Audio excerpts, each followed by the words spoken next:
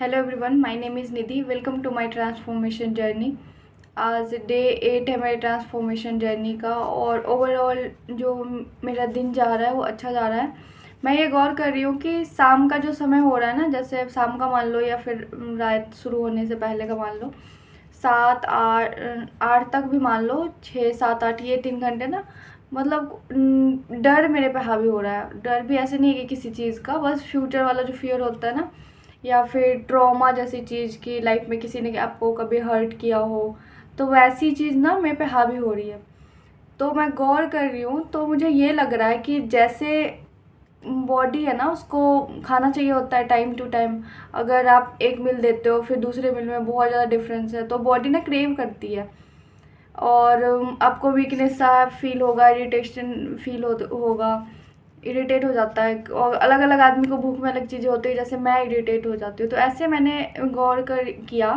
आज मेरे को ये समझ आ रहा था, मे भी हो सकता है कुछ अदर भी रीज़न हो, पर मेरे को ये समझ आ रहा है कि माइंड को भी ना पॉजिटिव थॉट्स, और जबकि मैं अभी जो आई हूँ तो बहुत ही एक बुरे सिचुएशन को फेस करके और उससे निकलने का ट्राई कर रही हूँ। तो मुझे लगता है इस स्थिति में ना माइंड को एक टाइम ड्यूरेशन में आपको हेल्दी चीज़ें, हेल्दी थॉट्स देने चाहिए, ताकि उस वो जो नेगेटिव है उसकी साइकिल आने से पहले आप उसको कुछ पॉजिटिव दे दो। ये मैं ऑब्जर्व करके बता रही हूँ, ऐसा कुछ मुझे पता नहीं है कि शायद ऐसा ही हुआ है, पर इस पे मैं काम करूँगी।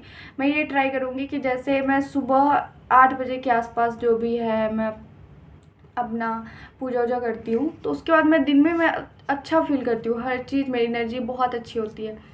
तो मैं ये ट्राई करूँगी कि 5-6 बजे के आसपास मैं दोबारा से नाम जप कर लूँ, थोड़ी मेडिटेशन कर लूँ, कुछ ऐसी चीज़ करूँ ताकि वो पॉजिटिव चीज़ें मेरे माइंड में जाए, और उससे मेरा माइंड जो है वो निगेटिव चीज़ें को इम्पैक्ट करने से पहले वो पॉजिटिव चीज़ें उस पर ज़्यादा हो जाए, ताकि वो इम्पैक्ट ना कर पाए उसको। मैं ट्राई करके देखूँगी, शायद ये चीज़ें वर्क की तो मैं आप लोगों को बताऊँगी। और रात का तो मेरा फिक्स हो गया है कि मैं गीता का श्लोक पढ़ती हूँ, और भगवान ने मुझे ज़िंदगी में जो कुछ भी दिया है उस सब के लिए मैं बहुत ब्लेस्ड फील करती हूँ, भगवान को थैंक यू बोलती हूँ। और जो भी चीज़ें मुझे रियलाइज़ हो रही है कि ये चीज़ें मेरे से लाइफ में गलत हो गई हैं, इन लोगों को मैंने हर्ट किया, तो अब मैं उनको तो नहीं हर किसी को बता सकती कि मैंने आपके साथ गलत किया, ये किया, मुझे माफ़ कर दो। और शायद लोग समझे भी ना हो, और इतना बड़ा दिल लोगों का किसी किसी का होगा कि वो माफ़ कर दे। तो मैं भगवान से प्रार्थना करती हूँ कि जो भी बुराई मेरे अंदर है उसे दूर करने के लिए आप मेरी सहायता करो। और जो बुराई मेरे से हो चुकी है, जो बुरे कर्म मेरे से हो चुके हैं और मुझे लग रहे हैं कि वो कर्म बुरे थे, तो उसके लिए आप मुझे माफ़ कर दो। तो आज गीता पढ़ते हैं। फिर आज का श्लोक है, तस्य संजयन हर्षः क्रुवृद्धः पितामहः सिंहनादः विनोदोश्च शंखदध्म्यो प्रतापवान। तब कुरुवंश के वयोवृद्ध परम प्रतापी एवं वृद्ध पितामह ने सिंह गर्जना की सी ध्वनि वाले अपने शंख को उच्च स्वर में बजाया, जिससे दुर्योधन को हर्ष हुआ। तात्पर्य, कुरुवंश के वयोवृद्ध पितामह अपने पौत्र दुर्योधन का मनोभाव जान गए और उसके प्रति अपनी स्वाभाविक दयावश उन्होंने उससे मित्र प्रसन्न करने के लिए अत्यंत उच्च स्वर से अपना शंख बजाया, जो उनके सिंह के समान स्थिति के अनुरूप था।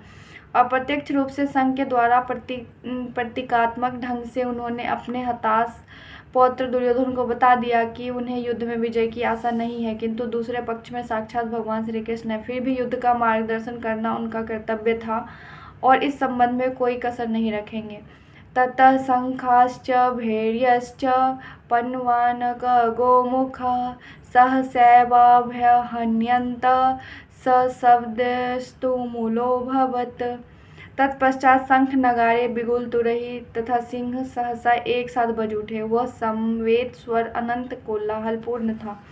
ततः श्वेत हर्षयुक्ते महर्षि स्यन्दने स्थितो माधवा पांडव सर्वश्च दिव्यो संख्यो प्रद्युम्नतः।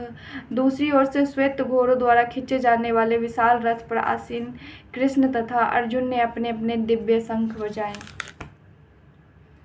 और एक चीज़ और भी मैं ट्राई कर रही हूँ कि जो दिन होता है ना आपका, जो भी सुबह से रात तक जो भी आपका टाइम होगा, जब भी आप जग रहे हो, सो रहे हो, तो घटनाएं ना ऑब्जर्व करो, उससे आप बहुत चीज़ें सीख सकते हो लाइफ में। और बुक्स पढ़ के तो टीचरों से तो हम सीखते ही हैं। और जिन लोगों ने पढ़ाई छोड़ दी है तो वो भी किसी को आप सुनो, ऐसे कोई दार्शनिक हो गए, किसी भी इंसान को सुनो, या किसी भी सब्जेक्ट में आपको इंटरेस्ट है तो उसके बारे में पढ़ो। उससे क्या होगा कि आपके माइंड में ना नॉलेज जाती रहेगी, तो निगेटिव चीज़ों में आप कम इन्वॉल्व होगे। और लाइफ को ऑब्जर्व करो तो उससे काफ़ी चीज़ें सीखने को मिलती है। तो आज मैंने ऑब्जर्व किया कि एक ना मधुमक्खी मेरे रूम में आ गई थी, और मुझे एक बार पहले काफ़ी मधुमक्खियों ने काट रखा है, उससे मेरी बहुत बुरी कंडीशन हो गई थी। तो तब से ना मुझे डर सा बैठ गया मधुमक्खियों से। तो 2-3 दिन से वो मेरे रूम में आ गई थी, और वो भाग ही नहीं रही थी रूम से। मैं जितना भी ट्राई कर रही थी, तो मैंने सोचा मैं इसे मार दूंगी। फिर मेरी एक फ्रेंड थी, तो उसने बोला कि नहीं, ये बड़ा जीव है, इसको मत मार, मच्छर उच्छर होते हैं तो फिर हमसे इतना नहीं कर पाते हैं, तो मच्छर उच्छर तो मार देते हैं, पर ये बड़ा जीव है, इसको मत मार, भगा दे।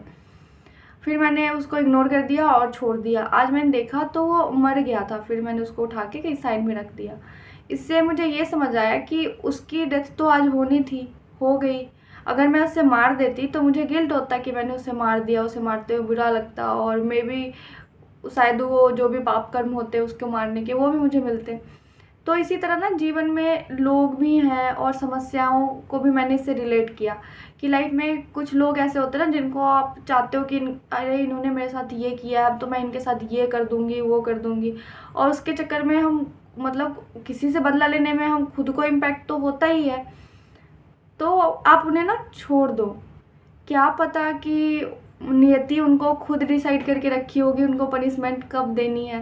तो आप अपने आप को बर्बाद मत करो उनको पनिशमेंट देने के चक्कर में, क्योंकि बदले लेने में इंसान सबसे ज़्यादा मेंटल, फिजिकल, हर तरह से बर्बाद होता है, उसका पैसा सब कुछ बर्बाद होता है।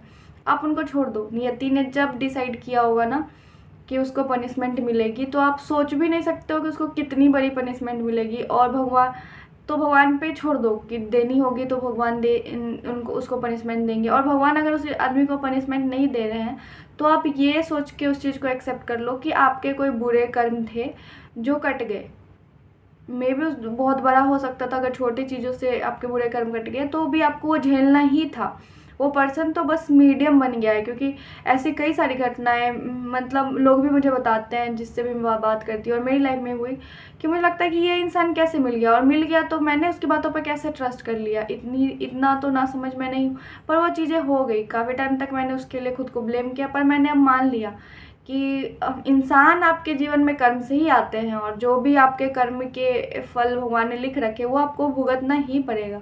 और अगर आपने बुरा नहीं किया है और आपके साथ कोई कर रहा है, तो भी भगवान पे छोड़ दो, भगवान उसको जो सज़ा देनी होगी देंगे। उससे क्या होगा कि आप अपनी लाइफ में आगे बढ़ जाओगे, और आप कोई निगेटिव चीज़ों में इन्वॉल्व नहीं होगे, और खुद आप पे कोई इम्पैक्ट नहीं पड़ेगा। तो इसी के साथ आज का दिन समाप्त करते हैं, और मिलते हैं अगले दिन में। मुझे उम्मीद है कि ये यूनिवर्स और आप लोग एक बेहतर इंसान बनने में मेरी सहायता ज़रूर करेंगे। Thank you.